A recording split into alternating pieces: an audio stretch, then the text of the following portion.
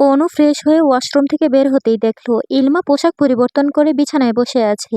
অনুকে দেখা মাত্র ইলমা বলল, খাবারটুকু খেয়ে নাও, আমি একটু হাত মুখ ধুয়ে নেই। অনু ছোট্ট করে আচ্ছা বলল। তখনই নীরা ওদের রুমে প্রবেশ করে বলল, দুই বোনটি মিলে কি করা হচ্ছে শুনি। নীরার কণ্ঠ কর্ণপাত হতেই ইলমা ও অনু নীরার দিকে তাকালো। ইলমা বলল, এই তো অনু ফ্রেশ হলো, আমিও হব। তুমি কি কিছু বলবে? নীরা ওর হাতে থাকা ওষুধের প্যাকেটটা ইলমার দিকে এগিয়ে দিয়ে বলল, তেজ ভাই ওষুধের প্যাকেটটা দিল তোমাকে দেওয়ার জন্য। এগুলো সব অনুর ওষুধ, ভিতরে প্রেসক্রিপশন আছে। আমি কি বুঝিয়ে দিব?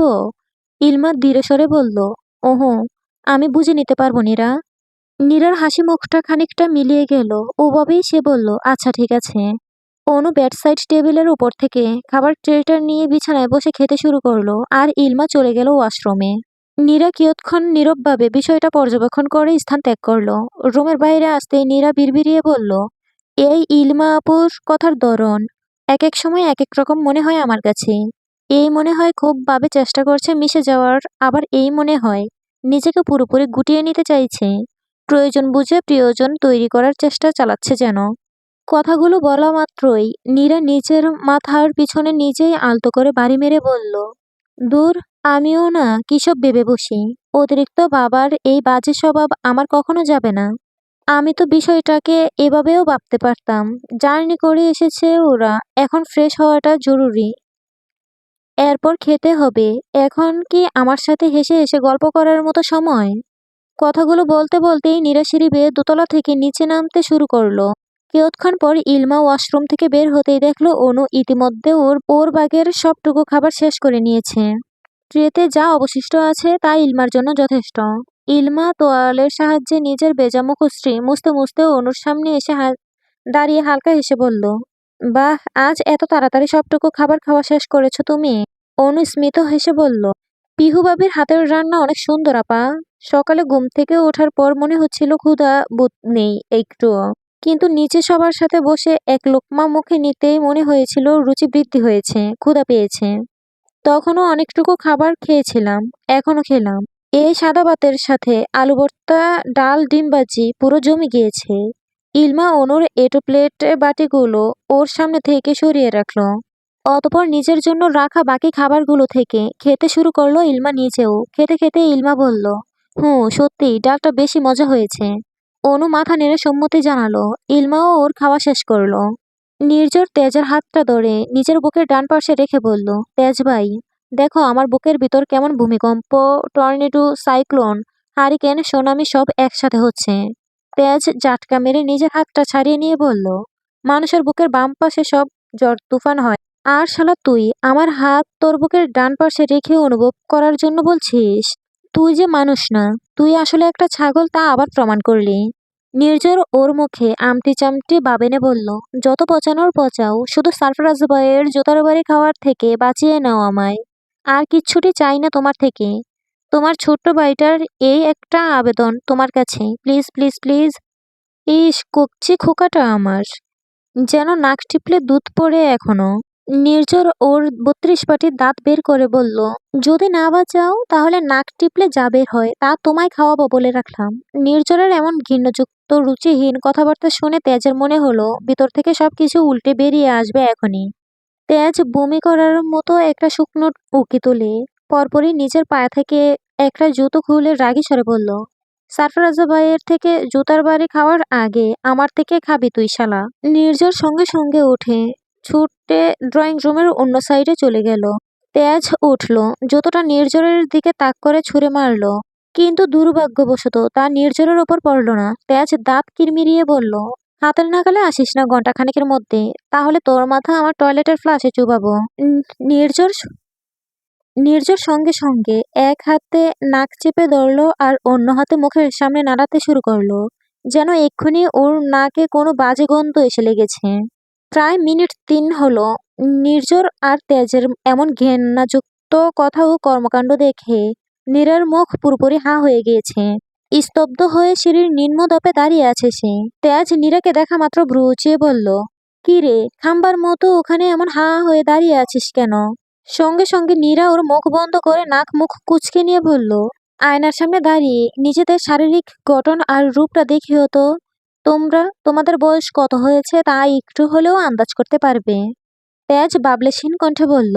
রোজই আয়নার সামনে দাঁড়িয়ে নিজের হ্যান্ডসাম মুখটা, ফিটনেস বডিটা দেখি, কিন্তু আয়নার কোনো পার্শ্বেই তো বয়সটা থাকতে দেখিনি আজ পর্যন্ত। নীরা তেজের এরূপ কথা শুনে নিজের কপালে নিজেই একবার চাপড় মারল। অতঃপর সোফায় বসতে বসতে বলল, মাথার বুদ্ধি যখন হাঁটুতে নামে তখনই আমি তোমাদের ভালো কোনো জ্ঞান দিতে বসি, ফলস্বরূপ যে প্রত্যুত্তর পাই তাতে আমার আক্কেল হয়ে যায় অপাত্রে জ্ঞান ডালার জন্য। তোর তখন অমন হা করে খাম্বার মতো দাঁড়িয়ে থাকা রূপটা দেখে আমার একজনের কথা মনে পড়লো আবার।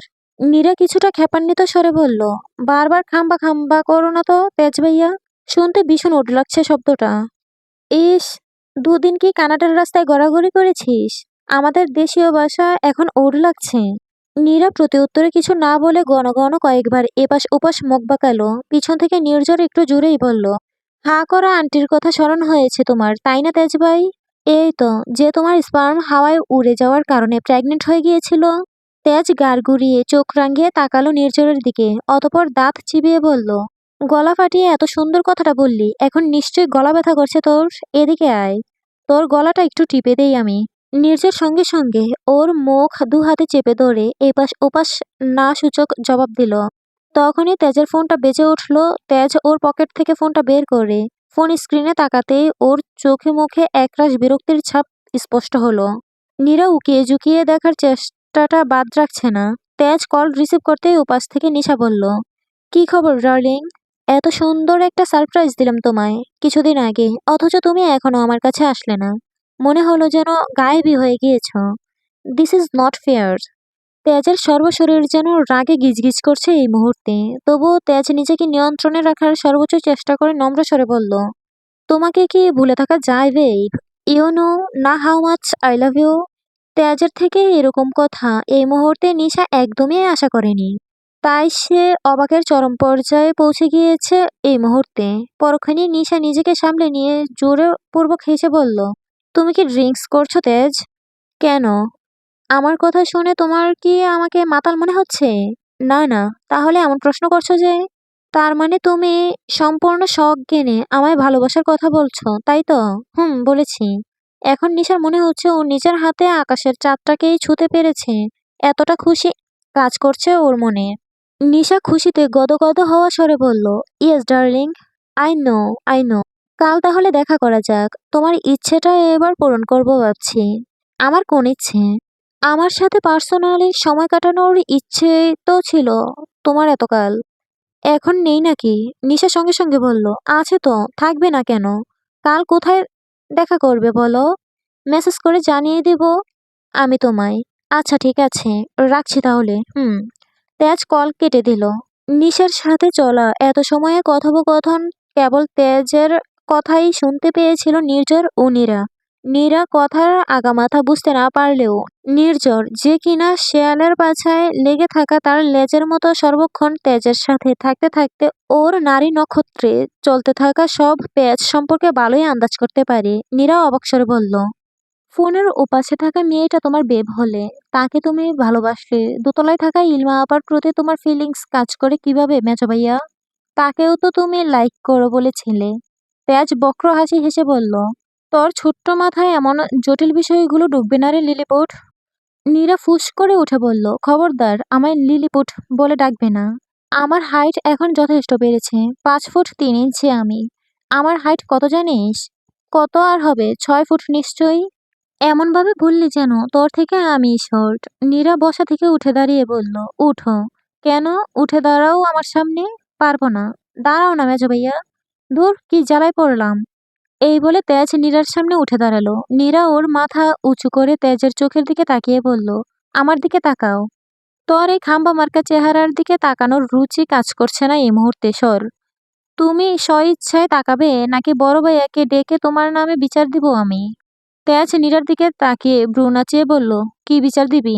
নীরা তৃপ্তির হাসি হেসে বলল, দেখছো শর্ট হাইট হওয়ার ফায়দা কতটা। নীরার কথার মানে তেজ বুঝতে না পেরে বলল, মানে? এই যে তুমি 6 ফুট হওয়া সত্ত্বেও কথা বলার সময় তোমার মাথা নত করে আমার চোখের দিকে তাকাতে হচ্ছে, আর আমি 5 ফুট হওয়া সত্ত্বেও ঠিকই মাথা উঁচু করে কথা বলতে পারছি। কার সম্মান বাড়লো বলো বলো? তেজ। তেজ নীরার যুক্তি দেখে সঙ্গে সঙ্গে ওর কান টেনে ধরে জাগাতে শুরু করলো। নীরা হালকা ব্যথায়, ছাড়ো মেজো ভাইয়া লাগছে কিন্তু, বলল। তেজ ওভাবেই ধরে বলল, হাইটে ও বয়সে দুই দিক থেকে বড় হওয়ার ফায়দাটা এবার তুই দেখ। তোর কান আজ কানের জায়গায় রাখবো না, টেনে লম্বা বানাবো। নীরা নিজের কান ছাড়ানোর চেষ্টা করছে, তেজ ছাড়ার পাত্র নয় যেন। ওদের থেকে খানিকটা দূরে দাঁড়িয়ে থাকা নির্ঝর বলল, ছেড়ে দাও ওকে তেজ ভাই। এই বয়সেই যদি কানটা হাতের কানের মতো লম্বা হয়ে যায়, তাহলে কি ওর আর বিয়ে হবে বলো? নীরা ক্ষেপে যাওয়া স্বরে বলল, ছোট ভাইয়া একদম আমার পিছিয়ে লাগতে আসবে না, এখন বলে দিচ্ছি। তেজ নীরার কান ছেড়ে দিয়ে হাসতে হাসতে বলল, ঠিক বলেছিস। তখন আমাদেরই লস হবে, কারণ বিয়ে না হলে তো সারা জীবন আমাদের গাড়ির ওপর বসে রাজত্ব করবে মহারানী। নীরা ওর মুখ ভেঙিয়ে বলল, তা তো করবই। 10টা না 5টা না, একটা মাত্র বোন আমি। আমার 3 ভাইয়ের। তাদের গাড়ির ওপর রাজত্ব করার সুযোগটা কি হাতছাড়া করা যায় নাকি? এই বলে নীরা খিলখিল করে হেসে উঠল। তেজ আর নির্ঝর নীরার দিকে মুগ্ধ চোখে তাকিয়ে আছে। অনেক লম্বা সময় পর নীরাকে এভাবে হাসতে দেখছে ওরা। তেজ নীরার মাথায় হাত বুলিয়ে দিতেই নীরার হাসি থেমে গেল। তেজ বলল, তোর চাঁদের মতো সুন্দর মুখটা এভাবেই সবসময় হাস্যোজ্জ্বল হয়ে থাকুক বোনো, এই দোয়াই করি। নীরা তেজের বাম বাহু জড়িয়ে ধরে হাতের উপর মাথা ঠেকিয়ে বল, তোমাদের মতো বাই যে মেয়ের আছে তার দুঃখ করে কাটানোর সময় আছে নাকি? হেসে খেলেই সব সময় ফুরিয়ে যাবে। নির্ঝরও এগিয়ে গেল ওদের দিকে। তখনই নীরা নির্ঝরের হাত খপ করে ধরে তেজকে বলল, মেজো ভাইয়া, মেজো ভাইয়া দেখো দেখো, তোমার শিকার এখন আমার কবজায়।